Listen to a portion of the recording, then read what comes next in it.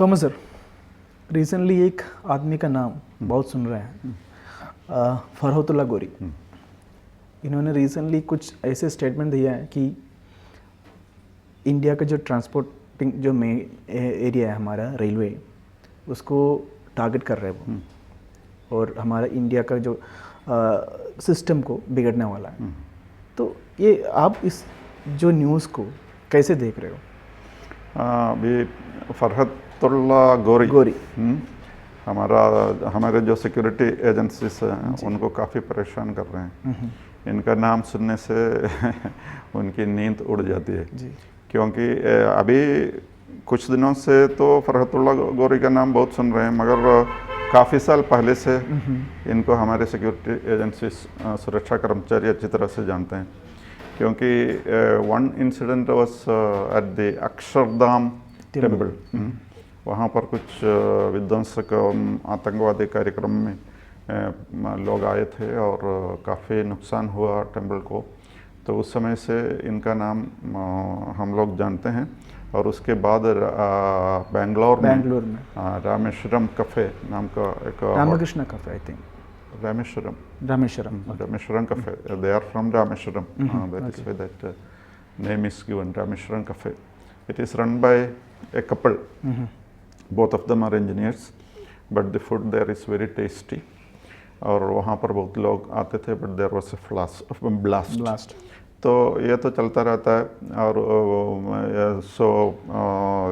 इन दो कार्यक्रम के वजह से फरहतुल्ला गोरी को हम लोग उनके बारे काफ़ी सुन रहे हैं जी। और अभी उनका नाम फिर से आने लगा है।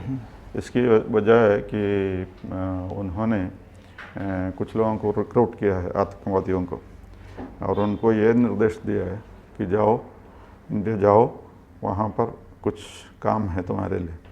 और वो काम है कि जहाँ भी रेलगाड़ियाँ चलती हैं, और मुख्य रूप से मुंबई और दिल्ली में मेट्रोपॉलिटन सिटीज़, बड़े बड़े शहरों में ये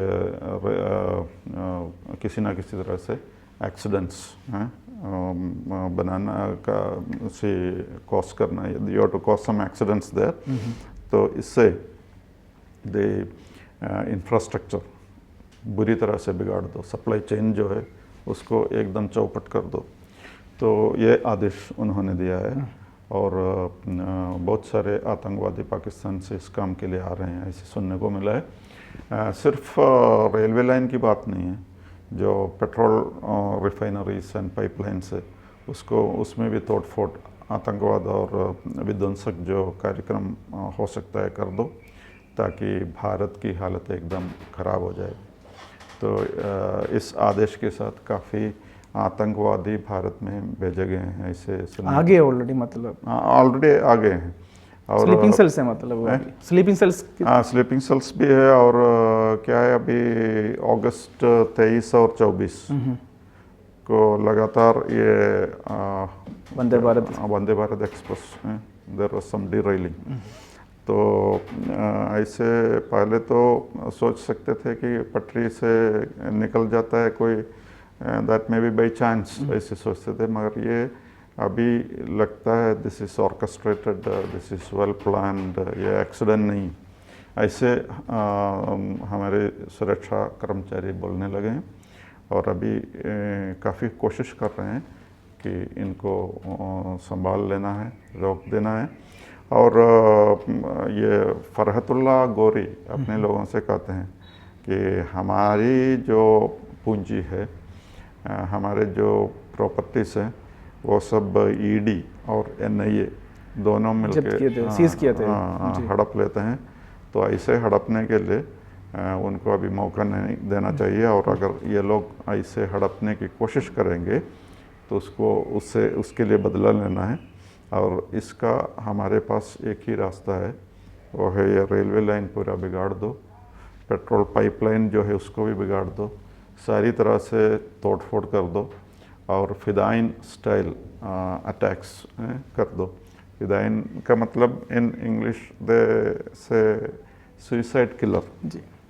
जाओ अपने आप बम बन जाओ और तोड़ फोड़ कर दो, और जितने लोग मारे जा सकते हैं वो भी अच्छी बात है।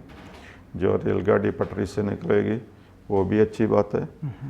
पेट्रोल रिफाइनरीज में आग लग जाएगा वो भी अच्छी बात है। तो पहले हम लोग सिर्फ बंदूक और तलवार की इस्तेमाल करते थे, अभी you have to do some new experiments. अपना प्रयोगशाला आप खुद बनाइए, क्या क्या किया जा सकता है आप खुद सोच लीजिए।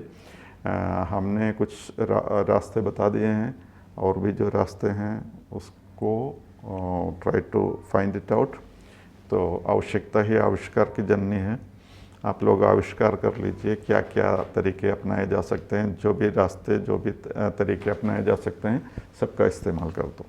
और यही आदेश दे के इन लोगों को भेज दिया है। लेकिन अब सभी ये सोचता है कि जो रेलवे में जाना या ट्रैवल करना सबसे सेफ है, अभी वो भी नहीं है। कब क्या होने वाला है कुछ पता नहीं चलेगा। अभी इसको ज़रा संभाल लेना चाहिए, रोक देना चाहिए, नहीं तो रेलगाड़ी में सैर करना है, यात्रा करना बहुत मुश्किल हो जाएगा।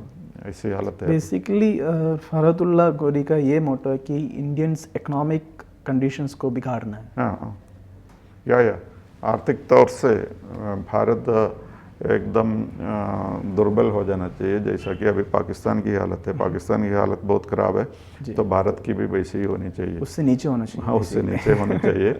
और एक तरह से ये बदला ले रहे हैं, क्योंकि ईडी और एनआईए से आतंकवादियों को काफ़ी परेशानी हो रही है जी। और यहाँ की सुरक्षा मजबूत हो रही है ईडी और एनआईए की वजह से। तो ये नहीं होना चाहिए, देश को, भारत को दुर्बल करना चाहिए। ये तो पाकिस्तान का सदा से सपना रहा है, और उसी सपने को साकार करने के लिए फरहतुल्लाह गोरी अब सामने आए। अभी सामने आए। देखते हैं कि हमारा जो इंटरनल, हमारा इंडियन का जो सिक्योरिटी सिस्टम, सिक्योरिटी एजेंसीज इनको क्या करने वाला है, पकड़ेगा या इनका जो मोटो जो है इनको अभी का भी निष्क्रिय कर सकता है, तो वो अच्छी बात है। जरूर, वो तो कर लेंगे, करना चाहिए, मतलब नहीं तो फिर इंडिया पाकिस्तान से वो तो कभी होगा नहीं। फिर भी अगर ये चाहते हैं कि इंडिया नीचे आना चाहिए पाकिस्तान से नीचे, वो कभी नहीं होने वाला है। तो इतना भी वो एडवांस है हमारा सिस्टम्स, जो हो सकता है कोशिश कर रहे हैं जी बिल्कुल।